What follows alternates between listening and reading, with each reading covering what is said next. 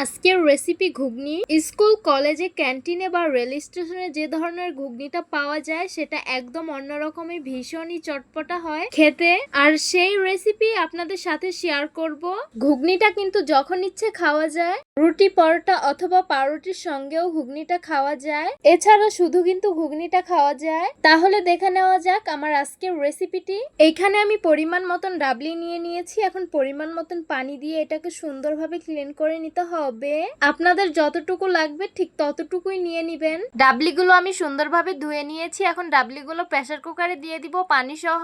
আপনাদের বাসায় যদি প্রেসার কুকার না থাকে তাহলে রান্নার শেষে চুলার উপরে বসিয়ে রাখবেন, তাহলে কিন্তু সুন্দরভাবে সিদ্ধ হয়ে যাবে। আস্ত কিছু কাঁচামরিচ দিয়ে দিব, 1 চামচ হলুদ মরিচের গুঁড়ো দিয়ে দিব, স্বাদ মতো লবণ দিয়ে দিব। তারপর প্রেসার কুকারের মুখটা লাগিয়ে এটাকে সিটি দিয়ে নিব। ঘুগনির জন্য আমি মশলা বানিয়ে নিব। আস্ত কিছু শুকনো মরিচ দিয়ে দিব। তারপর শুকনো মরিচগুলোকে তেল ছাড়া টেলে নিতে হবে। শুকনো মরিচগুলো আমি টেলে নিয়েছি। এখন গরম মশলা তেজপাতা দিয়ে সামান্য ভেজে নিব। গরম মশলাগুলো সামান্য ভেজে নিয়েছি। এখন 1 চামচ পরিমাণ জিরা গুঁড়ো দিয়ে দিব, ধনিয়া গুঁড়ো দিয়ে দিব 1 চামচ। তারপর এটাকে সুন্দরভাবে ভেজে নিব।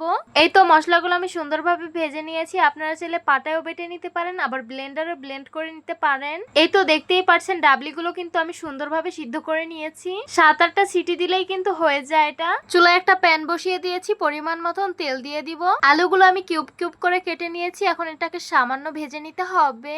এই তো আলুগুলো আমি সামান্য ভেজে নিয়েছি। এখন উঠিয়ে নিব। আলু ভাজা তেলে কুচিয়ে রাখা পেঁয়াজগুলো দিয়ে দিব। তারপর এটাকে সামান্য ভেজে নিব।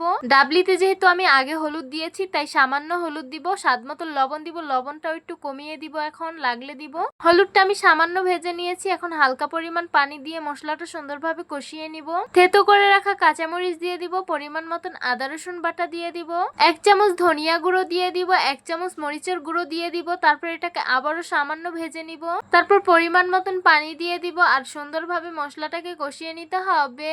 1 চামচ টমেটো কেচাপ দিয়ে দিব, তবে আপনারা চাইলে এখানে কুচি করে রাখা টমেটো গুলো দিতে পারেন। ভেজে রাখা আলুটা দিয়ে দিব যাতে এই পানির সাথেই সিদ্ধ হয়ে যায়। আলুগুলো সিদ্ধ হয়ে গেছে আর মশলাটাও কিন্তু কষানো হয়ে গেছে। সিদ্ধ করে রাখা ডাবলিগুলো দিয়ে দিব। তারপর এটাকে সুন্দরভাবে নেড়েচেড়ে মিশিয়ে নিতে হবে।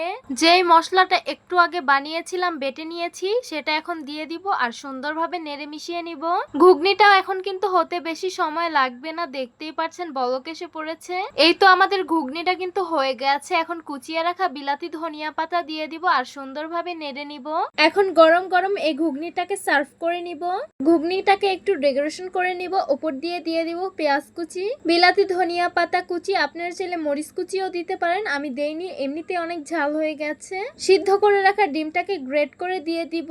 ডেকোরেশন করা হয়ে গেছে। সকালে খাবারের রুটি পরোটা বা পাউরুটি লুচির সাথে খেতে ভীষণ ভালো লাগে। এছাড়া সন্ধেবেলা স্ন্যাক হিসেবেও কিন্তু ঘুগনিটা খাওয়া যায়। তাছাড়া রাতের বেলা ডিনারের রুটির সাথে ভীষণ ভালো লাগে ঘুগনিটা এনি টাইম ভীষণ ভালো লাগে। তো আশা করছি আমার আজকের রেসিপি আপনাদের কাছে অনেক অনেক বেশি ভালো লাগবে। ভালো লেগে থাকলে আমাদের ইউটিউব চ্যানেলটি সাবস্ক্রাইব করবেন, আর যারা আমার ফেসবুক পেজ থেকে দেখছেন পেজটিকে ফলো করবেন। সবাই ভালো থাকবেন, সুস্থ থাকবেন আর সিস্টার্স কিচেনের সাথেই থাকবেন। আবারও কথা হবে কোনো নতুন ভিডিওতে। তাহলে আজকে এই পর্যন্তই। আল্লাহ হাফিজ।